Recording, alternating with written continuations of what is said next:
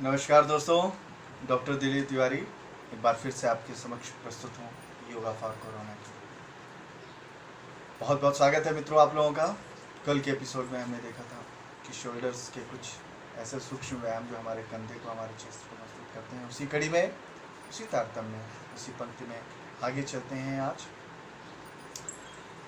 Yoga for corona के लिए जो अगला अभ्यास है वो भी आपके लंग्स, आपके फेफड़ों और आपके शोल्डर्स से जुड़ा हुआ है। इसके जो मैक्सिमम सूक्ष्म क्रियाएँ हैं, सूक्ष्म अभ्यास हैं, वो शोल्डर्स के साथ इंटरकनेक्टेड है। तो मित्रों, शोल्डर्स की जितनी मैक्सिमम सूक्ष्म क्रियाएँ कर सकते हैं उतनी करें।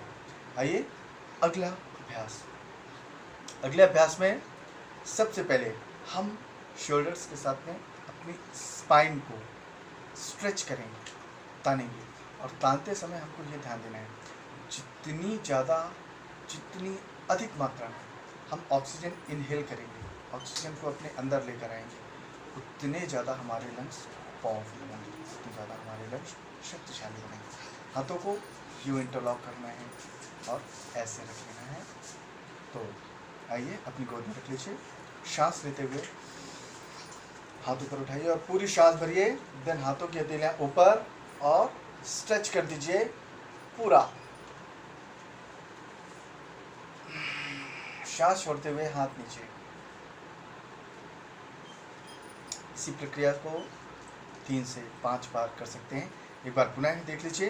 हाथों को इंटरलॉक कर अपनी गोदी में, और उसके बाद सांस लेते हुए यहाँ तक हाथ लाएं, हाथों को ऊपर, पूरी सांस भरें। देन स्ट्रेच, रीवा गर्दन को ऊपर, होल्ड ऑन, बैक।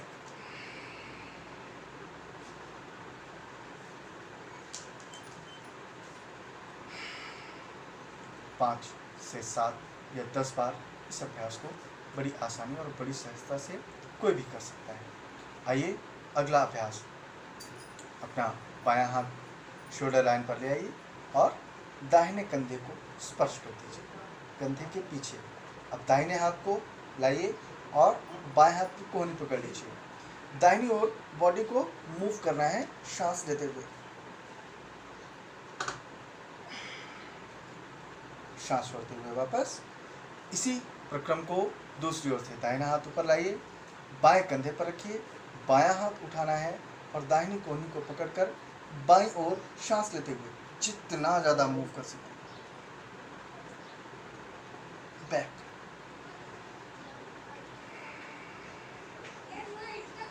दोस्तों, ये प्रक्रिया कम से कम 5 से 10 बार निश्चित रूप से संपादित करें। अगला जो अभ्यास है वो भी आपके शोल्डर्स और बैक, आपके कमर और कमर से ऊपरी हिस्से के लिए जितने भी सूक्ष्म अभ्यास हैं जो कमर से ऊपर के हैं, वो कहीं ना कहीं किसी न किसी रूप में हमारे लंग्स के साथ में जुड़े हुए हैं, इंटरकनेक्टेड हैं। तो हर अभ्यास हमारे लंग्स को प्रभावित करता है। आइए अगला अभ्यास हम करते हैं। सबसे पहले अपनी बॉडी को आगे की ओर पुश करते हैं। आगे की ओर जब बॉडी जाएगी तब ब्रीथ को आउट करना है और पीछे जब वापस आएगी तब इन करना है। ठीक है? श्वास का विशेष रूल और नियम है, उसको बिल्कुल पूरी एकाग्रता से फॉलो करें। सांस लीजिए। श्वास को छोड़ते हुए आगे की ओर जितना जा सकते हैं, बैक। फिर से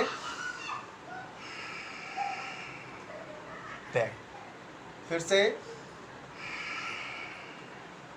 बैक। इस स्थिति में यदि आपका फॉरहेड, आपका मत्था ज़मीन को भी स्पर्श करता है तो बहुत बढ़िया है, बहुत सुंदर है। नहीं भी करता है तो घबराने की कहीं कोई आवश्यकता बिल्कुल भी नहीं है। आपका शरीर जितना आपका साथ दे, जितना आपके साथ मित्रवत व्यवहार करे, आप उसके साथ में उतना अभ्यास कीजिए। ज़बरदस्ती शरीर के साथ में कहीं किसी अवस्था में आपको करने की आवश्यकता बिल्कुल भी नहीं है, क्योंकि सामने वाला जो कर रहा है डेफिनेटली वो बहुत दिनों से प्रैक्टिस कर रहा है, एक्सपर्ट पर्सन है। आप फर्स्ट लर्नर्स हो तो आपको बिल्कुल अपनी शारीरिक क्षमता के अनुरूप ही अभ्यास करना है। हेजिटेट नहीं होना कि आपसे ये बन रहा है या नहीं बन रहा है। नहीं बन रहा तो घबराने की बिल्कुल भी ज़रूरत नहीं है। धीरे धीरे अभ्यास से प्रैक्टिस से ये आपके पास में भी आ जाएगा। अब अगला अभ्यास जो आपको बतलाने जा रहा हूँ मित्रों, वो ऐसा है कि ये दोनों आपके घुटने हैं सॉरी, ये दोनों घुटने हैं आपके, और अपने फॉरहेड को, चिन को या नोज को, बॉडी का जो ये हेड का पार्ट है वो आपको इस घुटने और इस घुटने में टच करने की कोशिश करना है। तो आइए देखिए, एक एक, दो दो, तीन तीन, चार चार, पाँच पाँच। अब दोस्तों, इस छोटे से प्रक्रम को आप बढ़ा और घटा सकते हैं। ये आपकी सुविधा और आपके अनुशासन के ऊपर डिपेंड करता है।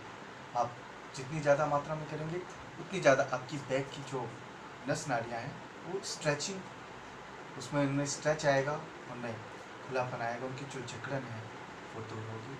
और निश्चित रूप से इसके साथ साथ आपकी एब्डोमेन, आपके लंग्स और इस एरिया से इस एरिया तक, शोल्डर से लेकर इस एरिया तक समस्त अंग के बलिष्ठ एवं मजबूत होगी। छोटा सा आखिरी अभ्यास इसी के साथ में आपको ट्रंक, कमर से ऊपर का हिस्सा सराउंडेड रीजन में मूव करना है, क्लॉक और एंटी क्लॉकवाइज।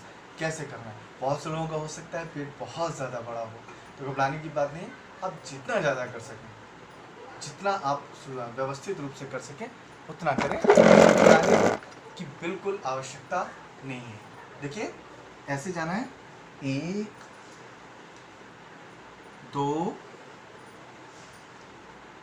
तीन, चार, पाँच। ये इसका क्लॉकवाइज रूप है। इसी में इसका एंटी क्लॉकवाइज रूप आएगा, एक, दो, तीन, चार, पाँच।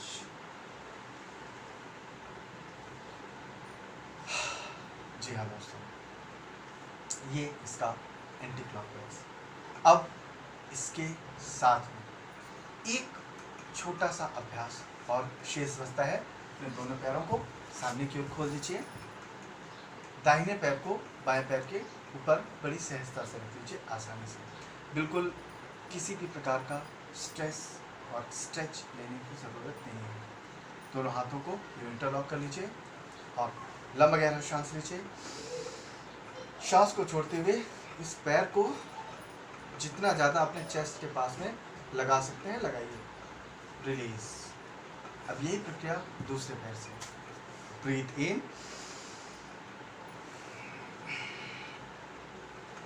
पैर, एक बार और, दाहिना पैर बाएं पैर पर इंटरलॉक करते हुए, दूसरे पैर से,